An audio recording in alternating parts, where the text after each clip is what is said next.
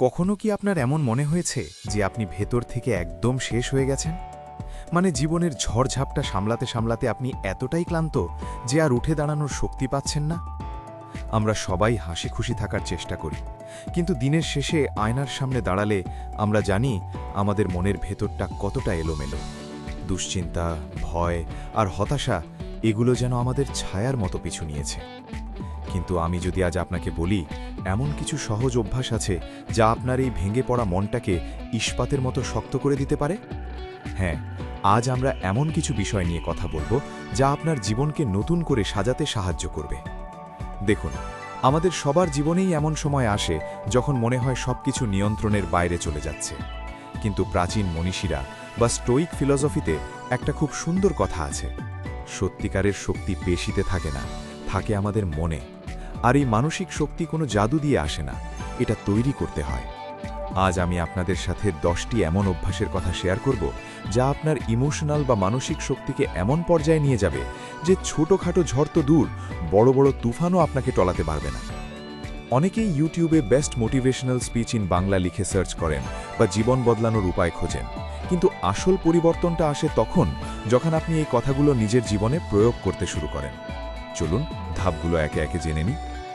কোনটা আপনার হাতে আর কোনটা নয় সেটা বুঝুন। সকালে ঘুম থেকে ওঠার পর আপনার মাথায় কি হাজারটা চিন্তা ঘুরপাক খায়?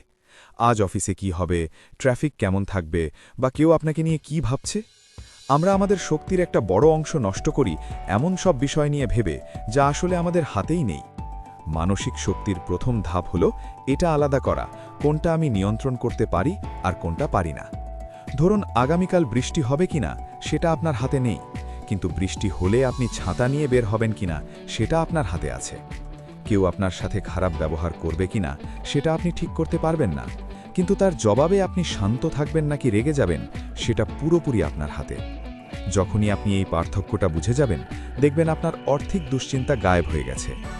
আপনি তখন আর বাইরের দুনিয়ার পুতুল হয়ে থাকবেন না, বরং নিজের মনের রাজা হবেন। থামুন এবং ভাবুন। The inner pause. রাগের মাথায় এমন কোনো কথা বলে ফেলেছেন যার জন্য পরে আফসোস হয়েছে? আমাদের সবার সাথেই এটা হয়। কেউ কিছু বলল আর আমরা সাথে সাথে রিয়্যাক্ট করে ফেললাম।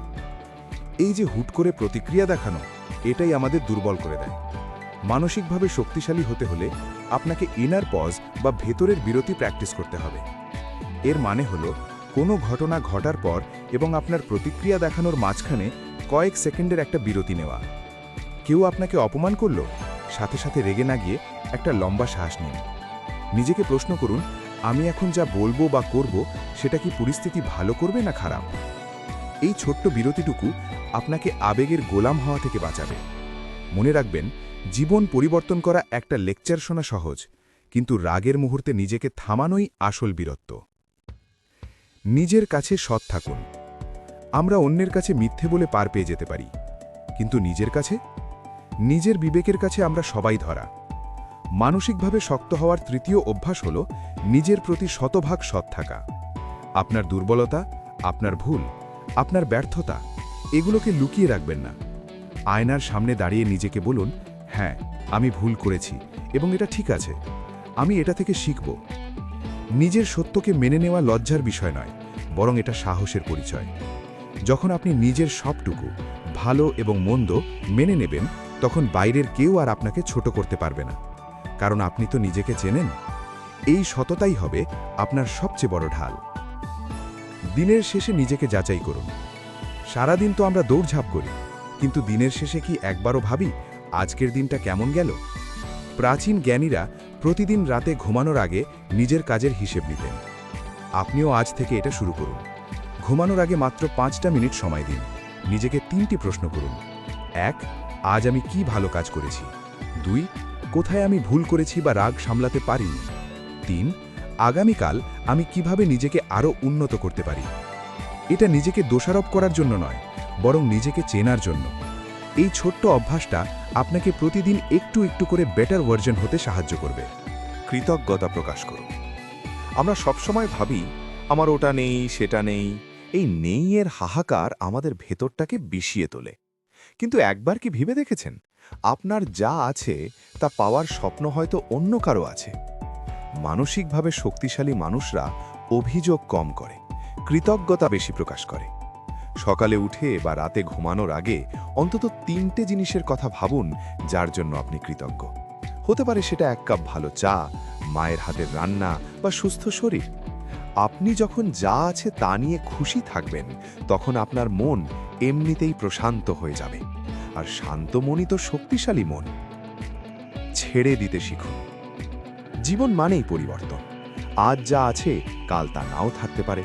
কোনো সম্পর্ক ভেঙে যাওয়া, চাকরি চলে যাওয়া বা প্রিয় কিছু হারানো, এগুলো জীবনেরই অংশ। কিন্তু আমরা অনেকেই অতীতের এই বোঝাগুলো কাঁধে নিয়ে ঘুরি। কেন এমন হলো, এই প্রশ্নটা আমাদের কুড়ে কুড়ে খায়। মানসিকভাবে শক্তিশালী হতে হলে আপনাকে ছেড়ে দেওয়া বা লেটিং গো শিখতে হবে। যা চলে গেছে তা আর ফিরবে না।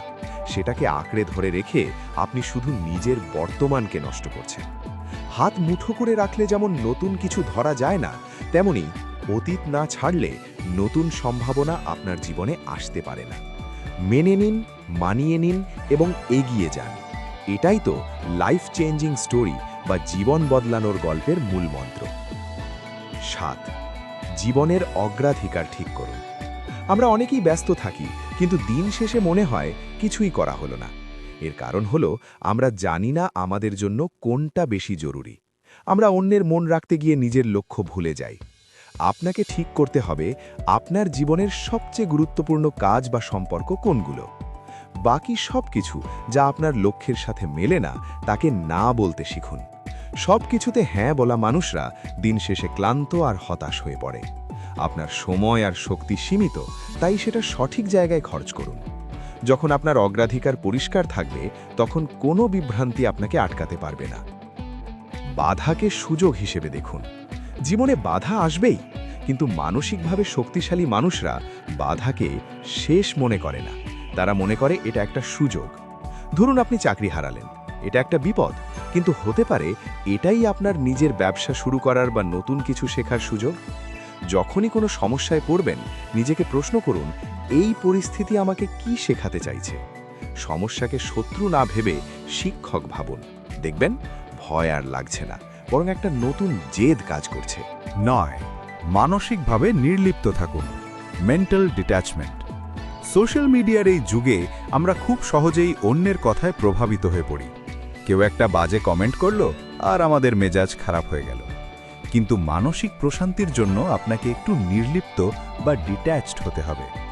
এর মানে এই নয় যে আপনি কাউকে কেয়ার করবেন না। এর মানে হলো বাইরের কোনো ঘটনা বা কারো কোনো কথা যেন আপনার ভেতরের শান্তি নষ্ট করতে না পারে। আপনি সাগরের মতো হন। ওপরে হয়তো ঢেউ আছে, কিন্তু গভীরে একদম শান্ত। দুনিয়া কি বলল তাতে আপনার কিচ্ছু যায় আসে না, যদি আপনি জানেন আপনি সঠিক পথে আছেন। 10. প্রতিদিনের একটা উদ্দেশ্য ঠিক করুন। ঘুম থেকে উঠে কি মনে হয়, ধুর আর একটা দিন শুরু হলো, নাকি মনে হয় আজকের দিনটা আমার, আমি আজ বিশেষ কিছু করব। প্রতিদিনের জন্য একটা ছোট লক্ষ্য বা উদ্দেশ্য ঠিক করুন। সেটা হতে পারে কোনো বইয়ের 10 পৃষ্ঠা পড়া, কারো উপকার করা বা নিজের স্বাস্থ্যের যত্ন নেওয়া। যখন আপনার দিনের একটা উদ্দেশ্য থাকে, তখন আপনি আর স্রোতের টানে ভেসে চলেন না। আপনি জানেন আপনি কোথায় যাচ্ছেন। এই ছোট ছোট লক্ষ্য পূরণ করার আনন্দই আপনার আত্মবিশ্বাসকে আকাশচুম্বী করে তুলবে। মনে রাখবেন, সফলতার গল্প একদিনে লেখা হয় না, এটা প্রতিদিনের ছোট ছোট জয়ের সমষ্টি। সমাপ্তি। আজকের এই 10টি অভ্যাস হয়তো শুনতে সহজ মনে হচ্ছে, কিন্তু এগুলো মেনে চলা কঠিন। তবে আপনি যদি এর মধ্যে একটাও আজ থেকে শুরু করেন, কথা দিচ্ছি আপনার জীবন বদলাতে বাধ্য। নিজেকে ভালোবাসুন, নিজের মনের যত্ন নিন, কারণ দিন শেষে আপনি আপনার সবচেয়ে বড় শক্তি। যদি এই কথাগুলো আপনার মনের কোথাও স্পর্শ করে থাকে বা মনে হয় এই ভিডিওটা আপনার জীবনের মোড় ঘুরিয়ে দিতে পারে, তাহলে ভিডিওটিতে একটি লাইক দিন আর সাবস্ক্রাইব করে আমাদের সাথেই থাকুন, কারণ আমাদের চ্যানেলের নাম ভালোবাসার গল্প। এখানে আমরা এমনই সব জীবনমুখী কথা আর গল্প নিয়ে আসি যা আপনার হৃদয় ছুঁয়ে যাবে।